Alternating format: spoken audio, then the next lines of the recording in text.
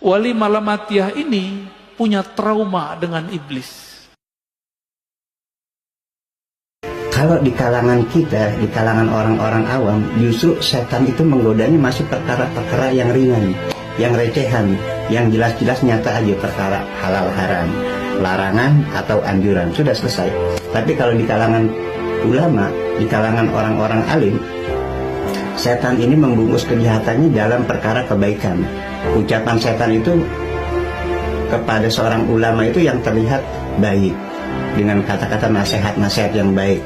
Nah, ketika seorang ulama yang awalnya datang mengajar ikhlas, kemudian mengajarkan ilmunya kepada orang-orang awam dengan hanya sederhana berpakaian, kemudian lama-lama pengikutnya ini semakin lama semakin banyak.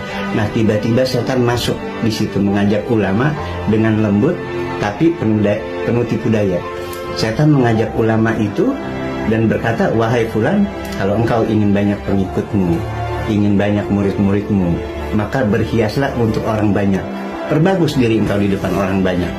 Ya, yang tadinya di awal berpakaian yang sederhana, akhirnya dipakailah jubah kebesaran, dipakailah segala sesuatu atribut-atribut keulamaan. Dia berjalan dengan memakai tongkat, yang tadinya berjalan sendiri, akhirnya ingin dikawal. Kemudian lalu setan terus berkata, jika engkau tidak berbuat demikian, wahai fulan, maka kata-katamu, ceramah-ceramahmu tidak ada pengaruhnya sama sekali di hati mereka. Nah, akibatnya apa? Akibatnya yang mendengarkanmu tidak dapat petunjuk dalam kebenaran.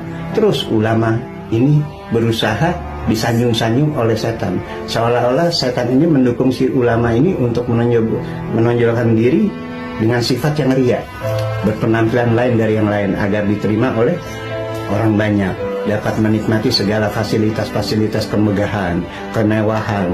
Kemudian dia memperoleh kemuliaan itu dengan memiliki banyak pengikutnya karena penampilannya dan karena ilmunya. Dan tragisnya, si ulama yang malang ini, dia mengira bahwa kalau ia ini berjalan dalam kebaikan, berjalan di dalam kebenaran, padahal ia menjadi binasa dan celaka karena hatinya lemah dan tidak peka dari datangnya godaan setan yang penuh tipu daya di dalam perkara-perkara kebaikan. Nah, adapun kita, orang-orang awam ini, orang-orang yang durhaka ini, justru yang lebih baik keadaannya daripada orang-orang yang bodoh mengenai jalan agama. Tetapi ia berkeyakinan bahwa mereka itu termasuk golongan orang-orang yang alim, golongan orang-orang ulama.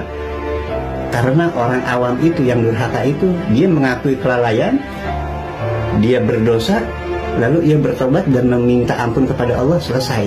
Nah, sedangkan orang-orang yang bodoh dalam agama, ia menduga bahwa ia seorang yang alim dalam agama, yang dengan ilmunya itu ia berkeyakinan dengan perantara dunia ini bisa menyelamatkan dia di negeri akhirat.